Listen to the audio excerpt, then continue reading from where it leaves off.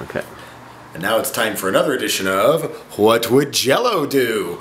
I'm here hanging out with those forward-thinking visionaries at the United States State Department for another chapter of Don't We Ever Learn? Well, in case you don't remember, Chapter 1 is Iran, our mortal enemy now. We don't have the Cold War anymore. We gotta have some big bad wolf, and that's the best we can come up with. And it sure is dangerous if they get a nuclear bomb, because Ahmadinejad is a doomsday cult guy just like Sarah Palin and Bush and some of the others, where, you know, he says he knows where the 12th Imam is, and then the Savior's going to come back and everybody's going to be destroyed except good Muslims, if that sounds familiar. So yeah, that is dangerous, but why did this situation have to happen in the first place? Not to mention Ayatollah Khamenei, Ahmadinejad's boss, I went on record several years ago saying nuclear weapons were un-Islamic. So how much propaganda is this? Well, back to the reality. Would we have a problem today with Iran if we had left them alone clear back in the 1950s? But no, we had to overthrow democratically elected leader. Don't we want democracy in the Middle East? Mohammad Mossadegh, because he dared to nationalize the oil, and the British saying, "Oh, how dare you do that? America, do our dirty work." And we did, and put the Shah back in, and we armed him to the teeth, where he beat up on, killed, and tortured his own people and killed so many dissidents that when he was overthrown, there were no moderates left. He killed them all. And instead we get this theocracy who may or may not get a nuclear weapon.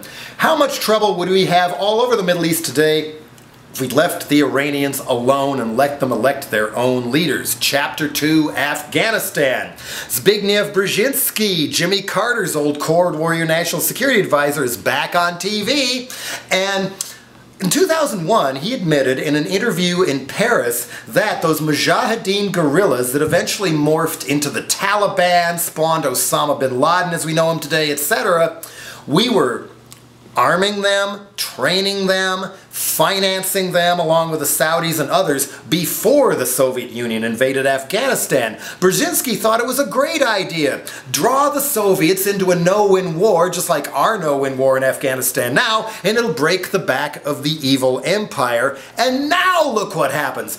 Don't we ever learn? No. Egypt, same thing. Egypt is number 2 to Israel every year in amount of U.S. military aid. What does it go for? They're not in danger of attack like the Israelis are. No, it's for war on their own people, which so far they haven't gone ballistic with. But now Fox and others are scratching their heads and stoking the fire. What happens if the Muslim Brotherhood takes over Egypt? It's bad enough that Egypt might actually fall into the hands of elections run by Egyptians. Well, we had a hand in the Muslim Brotherhood too. Sure, they started in the late 20s, but after Gamal Abdel Nasser overthrew this goofy, obese playboy king, Farouk, who was kind of like Paris Hilton crossed with Oliver Hardy or something. Anyway, Gamal Abdel Nasser was no fool. He nationalized the Suez Canal and kicked out the British and the French. How dare you! And in addition to Britain, France, and Israel invading Egypt and trying and failing to take the canal back for Whitey, we started messing around. Hey, what would bring Nasser down? He's fallen out with the Muslim Brotherhood. The enemy of my enemy is my friend. Maybe we should support them. And now look what happens. If the Muslim Brotherhood, who are going to great lengths right now to say, "Oh, we are not monsters, you have nothing to fear from us," they take over Egypt, they have access to all those arms we gave Mubarak to keep his own people down. What might they do with them? After all, we didn't have to let Pakistan get so out of hand that a real nuclear bomb could fall into the hands of a much larger Taliban than you've ever seen in Afghanistan. Pleasant dreams.